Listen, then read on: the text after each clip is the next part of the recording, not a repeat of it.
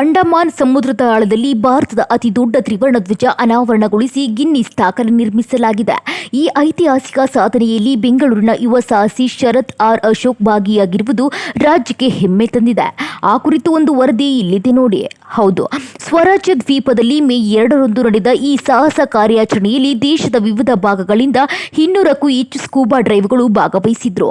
ಸಮುದ್ರದ ಆಳದಲ್ಲಿ 60 × 40 ಮೀಟರ್ ವಿಸ್ತೀರ್ಣದ ಬೃಹತ್ ತ್ರಿವರ್ಣ ಧ್ವಜವನ್ನ ಅನಾವರಣಗೊಳಿಸಲಾಯಿತು. ಇನ್ನು ಈ ಅಪ್ರತಿಮ ಸಾಧನೆಯ ಮೂಲಕ ಗಿನ್ನಿಸ್ ವರ್ಲ್ಡ್ ರೆಕಾರ್ಡ್ ನಿರ್ಮಾಣವಾಗಿದ್ದು, ಅಂಡಮಾನ್ ಮತ್ತು ನಿಕೋಬಾರ್ ಆಡಳಿತ ಹಾಗೂ ರಕ್ಷಣಾ ಪಡೆಗಳ ಸಹಯೋಗದಲ್ಲಿ ಈ ಕಾರ್ಯ ಯಶಸ್ವಿಯಾಗಿ ನೆರವೇರಿತು. ಈ ಐತಿಹಾಸಿಕ ಸಾಧನೆಯಲ್ಲಿ ಬೆಂಗಳೂರಿನ ಸಾಹಸ ಕ್ರೀಡಾ ತಜ್ಞ ಶರತ್ ಆರ್ ಅಶೋಕ್ ಸಕ್ರಿಯವಾಗಿ ಭಾಗವಹಿಸಿ ಕರ್ನಾಟಕದ ಕೀರ್ತಿಯನ್ನ ರಾಷ್ಟ್ರ ಮಟ್ಟದಲ್ಲಿ ಎತ್ತಿ ಹಿಡಿದಿದ್ದಾರೆ.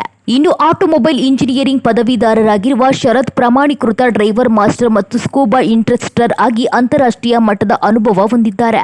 ಜಲ ಸಾಹಸಿಗಳ ಜೊತೆಗೆ ಪರ್ವತಾರೋಹಣ ಸೇರಿದಂತೆ ಹಲವು ಸಾಹಸ ಕ್ರೀಡೆಗಳಲ್ಲಿ ಪರಿಣಿತಿ ಪಡೆದಿದ್ದಾರೆ. ಈ ಸಾಧನೆಯನ್ನು ಗುರುತಿಸಿ ಅಂಡಮಾನ್ ಮತ್ತು Nicobar lieutenant governor DK Joshi Guinness ವಿಶ್ವ ದಾಖಲೆ ಪ್ರಮಾಣ ಪತ್ರ ನೀಡಿ ಗೌರವಿಸಿದರು.